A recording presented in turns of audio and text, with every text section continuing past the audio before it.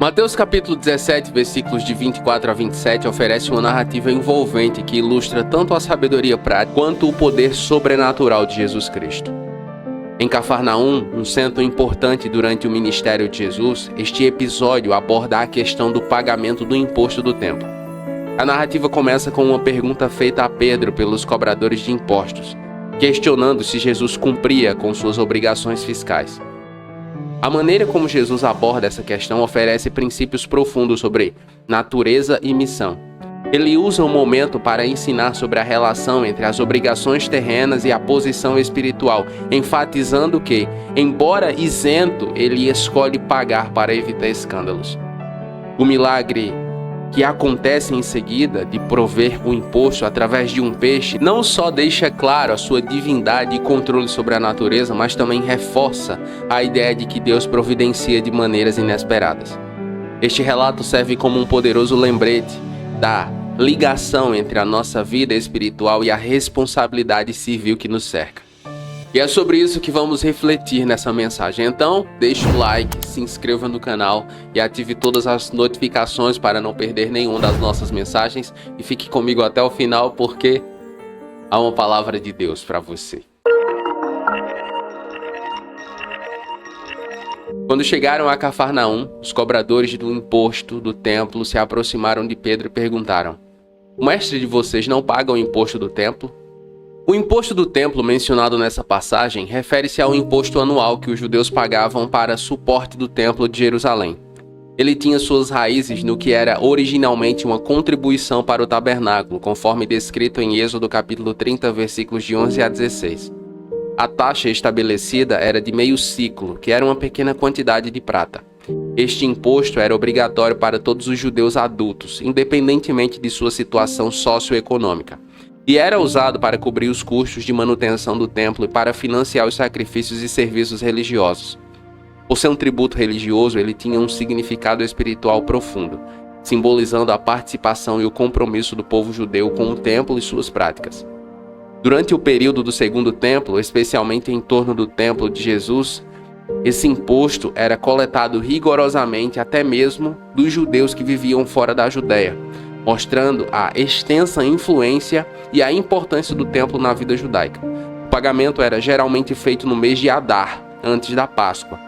O episódio de Mateus 17 mostra Jesus lidando com a questão do imposto do templo de uma maneira que marca sua sabedoria e seu respeito pela lei, enquanto ao mesmo tempo revela sua natureza divina através do milagre do pagamento. Ao fazer isso, Jesus também ensina sobre a liberdade dos filhos do rei, tocando em questões mais profundas de identidade e obrigação espiritual. Esse texto deixa muito clara a integridade do Senhor Jesus com relação às suas obrigações civis. E para nós, o exemplo deve ficar. A nossa fé deve refletir na nossa integridade, no nosso comportamento enquanto cidadãos, na questão dos impostos, na questão das leis. Devemos ser um exemplo. Certa vez, conversando com uma irmã, ela congregava em uma igreja e ela veio me contar um testemunho sobre como Deus havia provido energia para a igreja. Era uma igreja pequena, eles estavam começando em dificuldades. Ela disse: "Diego, Deus proveu energia para a nossa igreja." Eu disse: "Foi, mãe, como?" Ele disse: "O pastor, ele fez uma ligação direto no poste e agora a gente não vai mais precisar pagar energia que ele fez essa ligação." Eu disse: "No caso, o seu pastor fez um gato." Ela disse: eu disse: "Minha irmã, não foi Deus que proveu energia para a igreja, não. O pastor tá roubando a energia. Isso, Deus não provê por meios ilícitos. Deus provê de forma lícita." Era uma irmã simples e aí eu conversei com ela, ensinando e tal, com muito carinho. O que eu quero dizer é que precisamos estar atentos àquilo que nós atribuímos como operação de Deus e malícia do ser humano, do homem.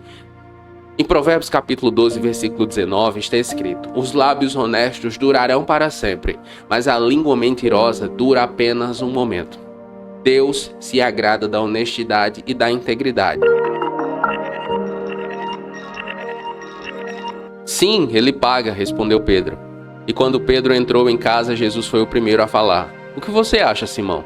De quem os reis da terra cobram tributos e impostos? De seus próprios filhos ou dos outros? Pedro respondeu: dos outros. Então disse Jesus: os filhos estão isentos. A sabedoria do Senhor Jesus é sensacional. E perceba, Jesus diz: eu preciso pagar imposto.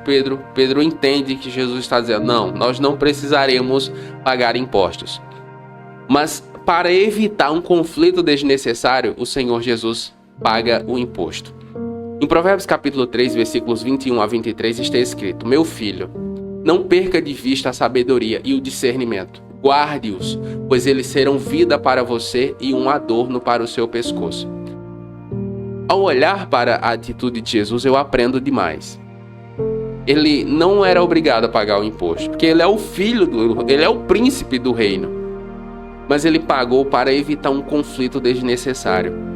Quantas vezes eu e você não podemos fazer a mesma coisa e nós não fazemos? Nós buscamos o conflito. Que Deus nos dê sabedoria para promovermos a paz em vez da guerra. O Senhor Jesus nos ensina a escolher as batalhas que valem a pena lutar. Há cristãos que estão esgotados, travando lutas que Deus nunca quis que eles lutassem. E para as lutas que ele realmente deveria lutar, eles não têm energia, discernimento, paciência, fé, não tem mais não, porque eles já gastou tudo com o que não importava.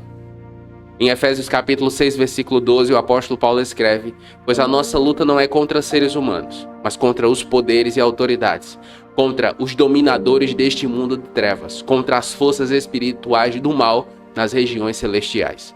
Meu irmão, minha irmã, a verdadeira liberdade em Cristo não abusa da graça de Deus, mas a demonstra. Nós somos canais da graça de Deus. Nós precisamos liberar amor, paciência. As pessoas precisam olhar para mim e para você e encontrar um ponto de equilíbrio, entende?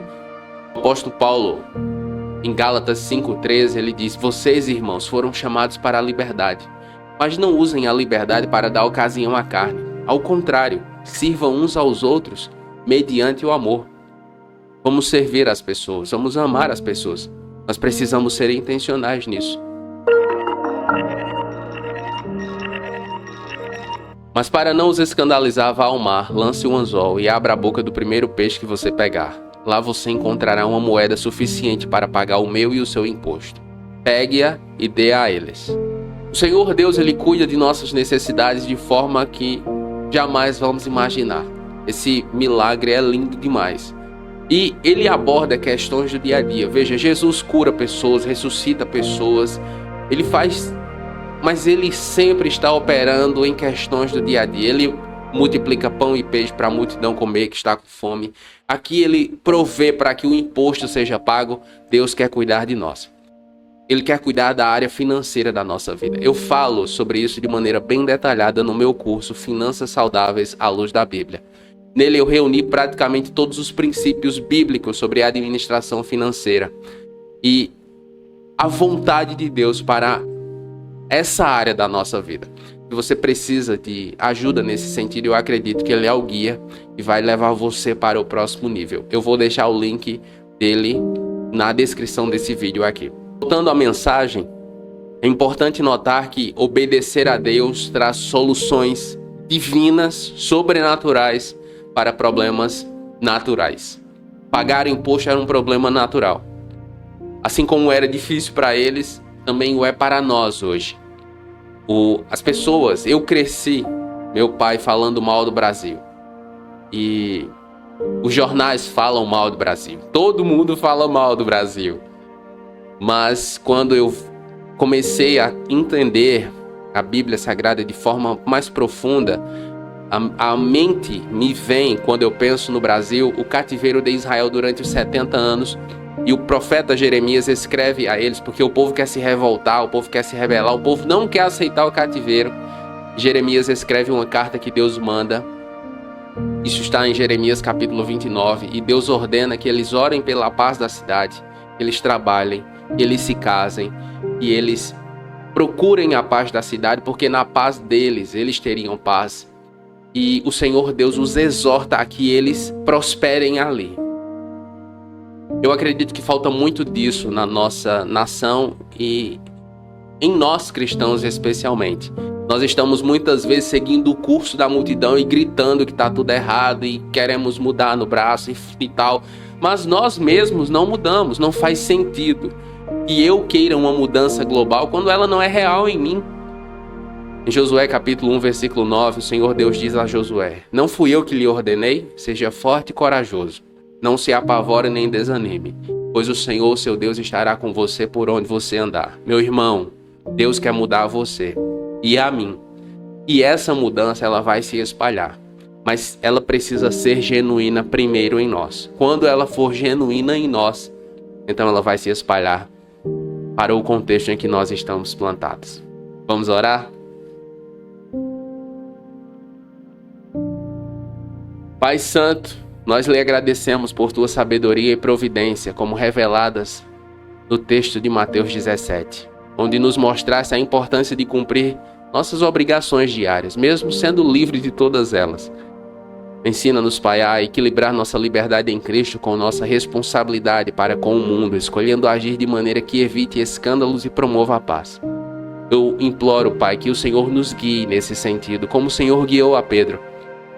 Nos leve a confiar em teus caminhos, mesmo quando eles forem misteriosos, sabendo que o Senhor pode prover para nossas necessidades das formas mais inesperadas.